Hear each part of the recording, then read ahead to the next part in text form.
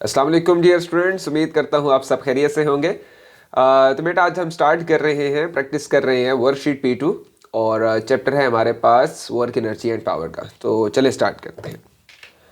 The first question is the equation use to find the change in the gravitational potential energy of an object can be written as.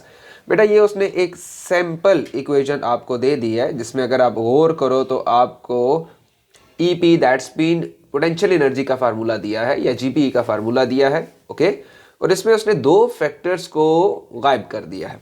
अब आपको समझना है कि y की जगह क्या चीज़ आनी चाहिए और z की जगह क्या चीज़ आनी चाहिए। तो आई होप सो कि ये चीज़ आप फ़ौरन से पिक कर लेंगे कि जो हमारे पास रिलेशन होता है स्टूडेंट्स, वो G P is equal to M G H होता है। ऑल राइट, अगर यहाँ पे डेल्टा साइन डाल रहे हैं आप लोग तो यहाँ पे भी एच के साथ भी डेल्टा साइन डाल दीजिएगा, इसमें कोई हर्ज नहीं। ओके, सो अगर हम इन दोनों इक्वेशंस को आपस में कंपेयर करें तो आप नोट कर रहे हो कि y की जगह स्टूडेंट्स क्या आ रहा है, मैस आ रहा है, और z की जगह क्या आ रहा है, हमारे पास ग्रेविटेशनल फील्ड स्ट्रेंथ आ रही है। ओके स्टूडेंट्स, तो y की जगह मैस, ऑब्वियसली ए ऑप्शन मेरे ख्याल से ठीक लग रहा है हमें। क्यों? क्योंकि z की जगह भी क्या आ रहा है, gravitational field strength, and y की जगह मैस आ रहा है। और gravitational GP gravitational potential energy students होता क्या है, आई होप सो कि आपको डेफिनेशन जरूर याद होगी। Ability of a body to do work due to some position और due to some height in a force field. तो हमेशा हम जब फोर्स फील्ड के अगेंस्ट कोई भी वर्क डन करते हैं तो वो हमारी बॉडी में या किसी भी ऑब्जेक्ट में पोटेंशियल एनर्जी की फॉर्म में स्टोर हो जाता है। और अगर वो जो पोजीशन है वो due to some gravitational field strength हो या ग्राउंड लेवल से अबव हो तो हम उसको जीपीई कहते हैं, ग्रेविटेशनल पोटेंशियल एनर्जी कहते हैं। ऑल राइट, ओके स्टूडेंट्स, ये क्वेश्चन है अ machine has a power output और हमें डिफरेंट चीज़ें दी हुई हैं। आई होप सो कि इसको आप जल्दी से पढ़ लोगे। मैं यहाँ पे स्पेस बना लेता हूँ ताकि इस क्वेश्चन को करने में मुझे प्रॉब्लम ना हो। ठीक है, तो जी बेटा, अ machine has a power output, क्या क्या गिवन है, 200 वॉट गिवन है। तो वॉट किसका यूनिट है स्टूडेंट्स, पावर का गिवन है, तो पावर इनपुट गिवन है। क्लियर हो गया, आसान करते हैं इस चीज को। And a useful output energy of 1 kilo joule. Students आगे हमें पावर नहीं गिवन, उसकी बजाय उसने हमें एनर्जी दे दी है। ऑलराइट, और इसके साथ ही हमें उसने और क्या दिया है, इन 6 मिनट, दैट्स मीन टाइम भी दे दिया है। What is the efficiency of the machine. तो इसको आप जरा स्टूडेंट्स आपने ध्यान से देखना है। कभी क्वेश्चन स्टूडेंट्स P2 में इस तरह से आ जाता है जैसे आपके सामने है कि पावर दी हुई है, इनपुट या आउटपुट दे देगा और एक पावर की बजाय एनर्जी और टाइम दे देगा। तो आपने कॉमन सेंस लगा के पहले आपने मिसिंग पावर निकालनी है एफिशिएंसी फार्मूले के लिए, और फिर उसको एफिशिएंसी के फार्मूला में क्या कर देना, आपने पुट कर देना है। ऑलराइट, तो ये तो इंशाल्लाह सिंपल सी बात हो जाएगी। कभी स्टूडेंट्स वो इस तरह कुछ करेगा कि आपको एफिशिएंसी किसी परसेंटेज की फॉर्म में दे देगा। लेट्स सपोज वो कह देगा कि आपकी जो मशीन है वो 60% एफिशिएंट है और आपके पास पावर इनपुट ये है, पावर आउटपुट आप फाइंड आउट करके दिखाओ। तो इस तरह का क्वेश्चन भी आपने एक दो दफा प्रैक्टिस कर लेनी है ताकि आपका हाथ बैठ जाए और प्रॉपर तरीके से आप एग्जाम में सही तरह ये क्वेश्चन परफॉर्म कर सकें। ऑलराइट, सो स्टूडेंट्स अभी हम चलते हैं, स्टार्ट करते हैं अपना क्वेश्चन जहाँ पे हम थे। एफिशिएंसी का फार्मूला, मैं इसका जो सारा वर्क है वो यहाँ पे करके दिखा देता हूँ आपको। ओके स्टूडेंट्स, तो एफिशिएंसी का फार्मूला स्टूडेंट्स क्या होता है, आई होप सो कि ये चीज़ आपको याद होगी। Efficiency percentage is equal to, अब चूंकि परसेंटेज की फॉर्म में गिवन है लिहाजा मैं परसेंटेज लिख देता हूँ साथ। Efficiency percentage is equal to, ज़रा बताइए क्या फार्मूला होता है, जहन में दोहराइए। Efficiency percentage is equal to, ऊपर क्या वैल्यू आती है और नीचे क्या वैल्यू आती है। स्टूडेंट्स ऊपर जो वैल्यू आती है वो आपके पास टोटल इनपुट आ जाती है, ठीक हो गया, और नीचे जो आपके पास जो एक और पावर का फैक्टर आ जाता है वो क्या आ जाता है, टोटल आउटपुट आ जाता है। ठीक है, इसको जरा दोबारा से देख लेते हैं। जो ऊपर आपके पास चीज है वो आ जाती है useful output power. Alright, useful output, एक तो स्पेस भी नहीं है थोड़ी सी, तो थोड़ा सा इसलिए मेरे लिए मुश्किल भी हो रहा है, and total input power. Alright, ठीक हो गया। ये जी पावर हो गई, तो इसको हम शॉर्ट करके लिख लेते हैं बजाय, बस अब आपको समझ इंशाल्लाह आ गया होगा। तो टोटल यूजफुल आउटपुट हम पी आउट ऊपर लिख लेते हैं, ठीक है, और पी इन हम नीचे लिख लेते हैं। ऑलराइट, अगर कुछ मैंने गलत बोल दिया हो शायद कुछ पहले, क्योंकि मेरा ध्यान थोड़ा स्पेस पे था बनाने में, तो एक दफ़ा दोबारा देख ले कि एफिशिएंसी परसेंटेज का स्टूडेंट्स फार्मूला क्या होता है कि useful power output divided by total power input. अगर आपको इसको कॉन्सेप्ट नहीं तो काइंडली लेक्चर में जाकर जरा एफिशिएंसी के एक दफ़ा कॉन्सेप्ट को अच्छी तरह समझ लीजिएगा। अभी हम फिलहाल आगे चलते हैं और क्वेश्चन को सॉल्व करते हैं। स्टूडेंट्स आपके पास पी इन गिवन है और पी इन आपके पास कितनी है, पी इन है जी 200 वॉट गिवन है आपको। Alright, useful output energy given है, तो यूजफुल आउटपुट एनर्जी से क्या हम पावर आउटपुट नहीं निकाल सकते स्टूडेंट्स? बिल्कुल निकाल सकते हैं। और इसके लिए हमें क्या करना पड़ेगा, इसके लिए हमें इस लाइन को कन्वर्ट करना पड़ेगा पी आउट में। So P out is equal to energy out divided by time. Alright students, तो याद रखिएगा बेटा, ये जो पावर आउटपुट है ये work done divided by time भी हो सकती है, ये एनर्जी डिवाइडेड बाय टाइम भी हो सकती है, just because energy is basically the nickname of work done. Alright ना, सो ई आउट अब किस तरह हम फाइंड आउट करेंगे, what is E out 1000 joule divided by time को सेकंड्स में कन्वर्ट कर लो just for the sake of watt, 6 multiply कैसे मल्टीप्लाई करेंगे आप 60 से, तो आई होप सो कि आपका आंसर यहाँ पे आ जाएगा। क्या आंसर आएगा जी, I guess so total output कितनी है 200 वाट 2.78 आ जाएगा, ठीक है 2.78 वॉट आ जाएगा। इसको कैलकुलेट कर लीजिएगा, कैलकुलेटर आप खुद यूज कर लीजिएगा, ठीक है। सो बेटा पी आउट गिवन हो गई, पी इन भी गिवन, अब फार्मूला लगा देते हैं। So what is P out, P out is 2.78, कैसे निकालिए मैंने अभी आपको समझा दिया। और what is P in, it's 200 and multiply, you multiply with 100 you get C answer 1.4%। ये मैंने अभी सॉल्व किया था कैलकुलेटर से, इसको आप खुद भी एक दफ़ा देख लीजिएगा, तो आई होप सो कि ये चीज़ आपको अंडरस्टैंड हो जाएगी। Okay, so which row about the change of the energy in the energy store must be correct। Okay जी, which row about the change of energy, energy को चेंज करना है किसी भी एनर्जी स्टोर में, अभी हम देखते हैं कि कौन सा एनर्जी स्टोर है हमारे पास, मस्ट बी करेक्ट। अब जरा स्टूडेंट्स हमारे पास इस एमसीक्यूज में जब हम जाते हैं, इसके ऑप्शंस में जाते हैं, तो हमारे पास ए ऑप्शन में प्रोसेस का बताया हुआ है, और ये प्रोसेस है कि water pump up to a high altitude dam, that's mean electricity को जनरेट करना है, तो काफ़ी हाइट से पानी को गिराने लगे हैं हम टरबाइन के ऊपर, जिससे टरबाइन रोटेट करेगा, इलेक्ट्रिसिटी प्रोड्यूस होगी। तो जाहिर सी बात है कि पानी को हमें काफ़ी हाइट पे लेके जाना पड़ेगा, तो ये हमें प्रोसेस समझ में आ गया, ठीक है। Water pump to a high altitude dam, ठीक है, इन दोनों प्रोसेस में, इन दोनों ऑप्शन में सेम प्रोसेस हो रहा है। Alright, air passes through a wind turbine, ये स्टूडेंट्स कौन सी एनर्जी है, ये वो एनर्जी है जिससे हम विंड एनर्जी का कॉन्सेप्ट लेते हैं, और विंड के फ्लो की वजह से हम बड़े बड़े फैंस को रोटेट करवाते हैं, जिसकी वजह से हमारे पास इलेक्ट्रिसिटी जनरेट होती है। तो स्टूडेंट्स हमारे पास दो प्रोसेस है, एक है water pump to a high altitude और दूसरा है air passes through a wind turbine. Alright, okay, अब एनर्जी स्टोर को हम देखते हैं। एनर्जी स्टोर इसमें कौन सी है, ग्रेविटेशनल पोटेंशियल एनर्जी, बात तो ठीक है, हाइट पे लेके जा रहा है। क्या इसमें काइनेटिक एनर्जी ऑफ वाटर है? नहीं स्टूडेंट्स, वो हाइट पे लेके जाते हुए नहीं होती, वो ड्रॉप करते हुए होती है, जहां पे जीपी सारी की सारी कन्वर्ट होना शुरू हो जाती है काइनेटिक एनर्जी में। तो मेरे ख्याल से कि यहां पे हमें क्रॉस लगा देना चाहिए, सो बी हमारा आंसर नहीं हो सकता। क्यों? क्योंकि उसने एनर्जी स्टोर्ड का जो कॉन्सेप्ट है वो गलत दे दिया। Air passes through the wind turbine, नहीं, जीपी तो वो बड़े बड़े फैंस रोटेट करने में तो काम नहीं आती ना, वो तो काइनेटिक एनर्जी काम आती है। तो मेरे ख्याल से सी भी हमारा ऑप्शन गलत हो गया। अब हमारे पास स्टूडेंट्स रह गया या ए रह गया या बी रह गया या डी रह गया। Alright, change of the energy in the store.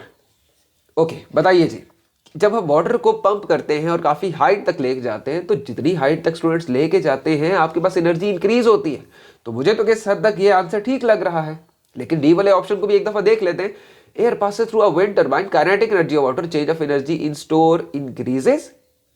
ये स्टूडेंट थोड़ा सा मसला कर रहा है कि जब एयर विंड टरबाइंस को पास करेगी, कट करेगी, उसको रोटेट करवाने की कोशिश करेगी, तो क्या kinetic energy of water, sorry kinetic energy of जो एयर है, क्या वो इंक्रीज होगी डिक्रीज होगी कोलिजन की वजह से? स्टूडेंट्स वो तो डिक्रीज होगी, कोलाइड कर रही है। सेम सी बात है कि आप अपने हाथ सामने करो, इसमें जो एयर स्ट्राइक कर रही है, एयर के मॉलिक्यूल्स, उनकी स्पीड तो लो हो गई ना, काइनेटिक एनर्जी तो उनकी बिल्कुल मैं कह सकता हूँ कि लो हो गई है, काफ़ी कम हो गई, just because of the collision with your hand. Clear? तो यहाँ पे अगर डिक्रीज होता स्टूडेंट्स, तो मेरे ख्याल से ये भी ठीक होता, लेकिन उन्होंने यहाँ पे इंक्रीज लिख के ये एमसीक्यूज भी गलत कर दिया और हमारा सिर्फ और सिर्फ आंसर है ए। अब हम आगे चलते हैं। आई होप सो कि आपको समझ आ रहा होगा, ठीक है। So a woman of mass 50 kg has 81 joule of kinetic energy. Okay जी, what is her speed? Okay बेटा, so kinetic energy is equal to 1/2 mv square. Alright, तो जब भी मैं MCQ सॉल्व करना शुरू करूँ ना, वीडियो पॉज किया करें, वीडियो पॉज करके ये खुद सारे MCQ सॉल्व किया करें, अपना एक आंसर निकाला करो, एक सोच यूज किया करो, एक अप्रोच यूज किया करो, फिर आप भी इसको मेरे आंसर से कंपेयर किया करो और जिस कॉन्सेप्ट से मैं करवा रहा होता हूँ आप उस कॉन्सेप्ट से मैच किया करो। याद रखिएगा स्टूडेंट्स, और बहुत से तरीके होते हैं, आप डिफरेंट टीचर से पढ़ोगे, हर तरीके के पास एक अलग, एक इनोवेटिव सा और बड़ा एक ज़्यादा ना एक शॉर्टकट तरीके भी कुछ होते हैं। तो आपको जो तरीका भी अच्छा लगे अपने कॉन्सेप्ट बिल्ड करने का, वो तरीका ज़रूर यूज़ किया करें और हर टीचर की बात बहुत ही ध्यान से सुना करें, क्योंकि ऐसे समझ लीजिए कि एक गुलदस्ता है और उसमें तरह तरह के फूल हैं, तो ये टीचर साहब के फूल हैं जिसमें हर फूल एक अपनी अलग पहचान ज़रूर रखता है। ठीक हो गया? तो हर टीचर से ज़रूर समझें, चाहे वो स्कूल टीचर हो, चाहे वो एकेडमी का टीचर हो, या वो यूट्यूब पे कोई समझा रहा हो, ध्यान से उसकी बात सुनें। कहीं ना कहीं आपको सीखने को कुछ नए अंदाज ज़रूर मिलेंगे। ऑलराइट, सो बेटा अगेन बात बता रहा हूँ, शॉर्टकट तरीके बहुत ज़्यादा होते हैं, तो आप वो भी यूज़ कर सकते हैं। फिलहाल मैं डेप्थ में समझाता हूँ, तो मुझे थोड़ा सा एक लॉन्ग टर्म मेथड भी साथ साथ यूज़ करना पड़ता है। ओके स्टूडेंट्स, टॉपिक वापस चलते हैं। फोर्थ MCQs हम कर रहे थे। सो 2 multiply kinetic energy divided by mass. क्या स्टूडेंट्स मैं इसको ऐसे लिख सकता हूँ? अगर मैं डायरेक्ट कर दूँ, सब्जेक्ट बना दिया ना वीक को, तो बस इस फार्मूला में मैं वैल्यूज पुट कर दूंगा, तो मेरे पास आई गेस आंसर आ जाएगा 1.8। वैल्यूज पुट कर देता हूँ ताकि कुछ IG1 के बच्चे देख रहे हो तो उनको प्रॉब्लम ना हो। 81 divided by what is mass, it's 50। So students बेटा आपका आ जाएगा 1.8 आंसर आ जाएगा। ऑलराइट,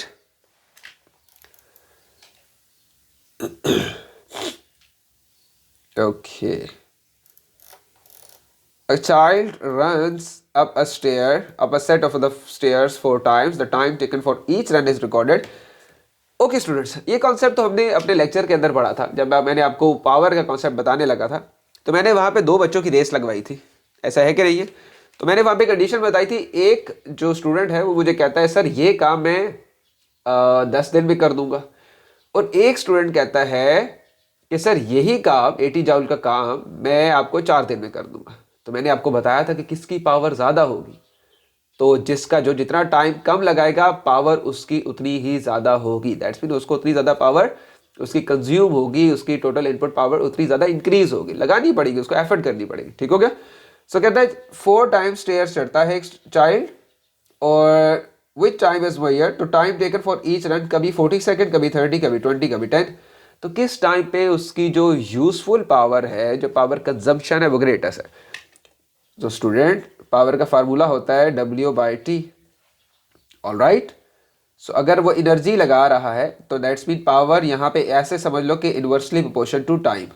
ऑलराइट, सो अगर ये इन्वर्सली प्रोपोर्शन है तो जितना टाइम कम लगेगा पावर उसकी उतनी ही ज़्यादा होगी। ऑलराइट, अच्छा जी, नेक्स्ट क्वेश्चन है students, the diagram shows the energy stored of a mobile phone and how the energy is transferred between the store. Okay जी स्टूडेंट, सिंपल सा कॉन्सेप्ट देता हूँ। हो क्या रहा है कि आप जब बैटरी यूज़ करते हो तो याद रखिएगा इसमें जो एनर्जी होती है वो केमिकल एनर्जी होती है। मैंने टॉपिक में आपको काफ़ी डिटेल से समझाया था। बैटरीज हो गई, सेल्स हो गए, फूड जो इनटेक कर रहे हो, जो पेट्रोल बर्न हो रहा है, जो फ्यूल बर्न हो रहा है, ये बर्निंग का प्रोसेस हो रहा है, इन सारी चीज़ों में केमिकल एनर्जी होती है, बॉन्ड्स ब्रेक किए जाते हैं। ऑलराइट, इसी तरह केमिकल एनर्जी में इलेक्ट्रोलिसिस का प्रोसेस होता है, कैथोड एनोड होते हैं, इलेक्ट्रॉन और केटाइंस और एनाइंस की शेयरिंग होती है, फ्ला डिफरेंट चीज़ें आपने पढ़ी होंगी। सो अब ये कह रहा है which describes how the chemical energy is transferred. Chemical energy किस में ट्रांसफर होती है? मोबाइल में। सिंपल सी बात है बेटा, chemical energy, battery chemical energy है। तो EMF की डेफिनेशन अगर आपको याद हो, अगर आपकी टीचर ने पढ़ाई हो, हमने अभी तक डिस्कस नहीं किया यूट्यूब पे। सो EMF क्या है? It is basically the conversion of non electrical energy to electrical energy. EMF है क्या? चार्जेस को एनर्जी देने का नाम EMF होता है। सिंपल सा, बहुत सिंपल सा कॉन्सेप्ट समझा रहा हूँ। चार्जेस पूरे सर्किट में फ्लो करके आए, अब जब वो आए तो वो बूढ़े होके आए, हिम्मत नहीं है उनमें, तो बैटरी के अंदर से जब पास होता है तो बैटरी उनको रीफिल कर देती है। EMF का यही काम होता है। ऑलराइट, सो केमिकल एनर्जी बैटरी में है, क्या करती है, चार्जेस को मोटिवेट करती है, इलेक्ट्रोमोटिव फोर्स है ना, चार्जेस को मोटिवेट कर दिया क्या करने के लिए, ताकि वो मूव कर सके सर्किट के अंदर या आपके मोबाइल के अंदर। तो चार्जेस के फ्लो के अंदर कौन सी एनर्जी होती है, या चार्जेस जो हमें वर्क डन करके देते हैं वो कौन सा वर्क डन होता है, ऑब्वियसली इलेक्ट्रिकल वर्क डन होता है। तो मेरे ख्याल से इसको मजीद एलैबोरेट करने की जरूरत नहीं है स्टूडेंट्स। मैकेनिकल वर्क डन तो मोबाइल के अंदर नहीं होता। इलेक्ट्रोमैग्नेटिक वेव्स, साउंड वेव्स, ये वेव्स अलग चीज़ है, ठीक है। यहाँ पे एनर्जी की बात हो रही है, वेव्स की बात नहीं हो रही, लिहाजा इसलिए इसको मैंने क्रॉस कर लिया और अब हम आगे चलते हैं, ठीक है। The wind turbine is 30% efficient and has an output of 2.5. All right students, ये मैंने आपको कहा था कि आपने ये ज़रा बहुत ध्यान से देखना है। A wind turbine is 30% efficient, तो मैं अगर इस efficiency को लिख लूँ, efficiency is efficiency, स्पेलिंग ठीक लिखे क्या नहीं, I guess so, okay. efficiency is कितनी है जी बेटा, 30/100। सो क्या आंसर आ जाएगा आपका, 0 0 से कैंसिल कर दो तो 0.3 आ गया। ठीक हो गया कि नहीं, ठीक हो गया। अच्छा जी, कह रहा है हैज़ एन आउटपुट, आउटपुट कितनी है 2.5 मेगावाट है, ठीक है। तो इनपुट वही बात होगी बेटा, एफिशिएंसी का फार्मूला लगाओगे। So efficiency is equal to, तो एफिशिएंसी कितनी बेटा 0.3 क्या होती है जी, useful power out divided by total power in. So you just have to find out the P in. So for the sake of P in, what you have to do, you have to just cross multiply the value which you get 2.5 megawatt divided by 0.3, तो आपका answer आ जाएगा B, answer आ जाएगा आपका। ठीक हो गया। यहाँ student सिर्फ इतनी बात देखिएगा, आपको आई होप सो कि ये चीज़ समझ आ गई होगी। अब जितनी परसेंट एफिशिएंसी है ना, आपने चूंकि परसेंटेज है और परसेंटेज का मतलब क्या है कि 100 से डिवाइड हो रहा है, सो आप परसेंटेज का साइन हटा के 100 से डिवाइड करो। अब जो भी आंसर आएगा आपने इस वैल्यू को एफिशिएंसी की जगह पुट कर देना। ऑलराइट, ठीक हो गया। इसका मतलब क्या हुआ, मतलब समझा दो तो बेटा, मतलब ये है कि आपकी टरबाइन को पावर इनपुट में दी जा रही थी, कितनी दी जा रही थी, 8.3 मेगावाट दी जा रही थी। ऑलराइट, और वो आगे कन्वर्ट कितनी कर रहा है यूजफुल पावर आउटपुट में, 2.5 मेगावाट। तो बाकी तो सारा लॉस हो गया ना स्टूडेंट्स। वो लॉस किधर गया, वो हीट में कन्वर्ट हो गया, work done against the friction हो गया, इंटरनल एनर्जी में इंक्रीज हो गया। Alright, so which two physical quantities must be used to calculate the power developed by the students running up a flight of steps. Okay, तो हम बात को short करते हैं। वर्क पावर का फार्मूला होता है बेटा, फिजिक्स में याद रखिएगा, हम अपनी मनमानी से कुछ काम नहीं करते। ठीक हो गया। हमें जो भी कॉन्सेप्ट डिलीवर करना होता है, या इवन के समझना होता है, या समझाना होता है, या पास पेपर करने होते हैं, हमें हमेशा अपने फार्मूला को फोकस करना पड़ता है। अगर वो चीज़ हमारे फार्मूला को सेटिस्फाई कर रही है, हम उसको करेक्ट मानेंगे, और इवन के आपका आंसर भी करेक्ट माना जाएगा P2 या P4 में। अगर वो आंसर फार्मूला के मुताबिक नहीं है, आपकी अपनी सोच के मुताबिक सही है, तो हो सकता है कि वो उसमें जो रिस्क का फैक्टर है या गलत होने का फैक्टर है वो ज़्यादा हो जाएगा। तो हम आसान करते हैं, power is work done divided by time and power is energy divided by time as well. Alright, so force exerted, force के पावर के फार्मूले में आपके पास फोर्स नहीं आता, तो हम बात को यही ख़त्म कर देते हैं। ठीक हो गया। अगर फोर्स आएगा भी तो हम उसके साथ डिस्टेंस होगा डिवाइडेड बाय टाइम होगा, तो ये सारे फैक्टर्स हमारे पास होने चाहिए। ठीक हो गया। सो आसान कर लेता हूँ, work done at the vertical heights and work done at the time. तो ये अभी मैंने आपको फार्मूला बताया, work done divided by time, तो ये आपके पास फार्मूला और डी इसका करेक्ट आंसर हो जाएगा। ठीक हो गया। Which two physical quantities must be use, तो आपने देख लिया कि कौन कौन सी क्वांटिटीज है इसमें, और इसमें डिफरेंट तरह के स्टूडेंट्स फार्मूला हो सकते हैं। ये 3 फार्मूला मैंने आपके सामने लिख दिए। ये फार्मूला भी तो हो सकता है ना, लेकिन इसमें 2 वेरिएबल्स नहीं आएंगे, डिफरेंट तरह के वेरिएबल्स आएंगे स्टूडेंट्स। ये फार्मूला भी तो हो सकता है ना। तो आप तो क्या कर रहे हो, आप तो बस एनर्जी को टाइम से डिवाइड कर रहे हो, नथिंग एल्स। ऑलराइट, सो बाईसाइकिल ओके 9 से हम नेक्स्ट स्टार्ट करते हैं नेक्स्ट वीडियो में। तो आई होप सो कि आपको यहाँ तक समझ आया होगा। सो टेक केयर, अल्लाह हाफिज़।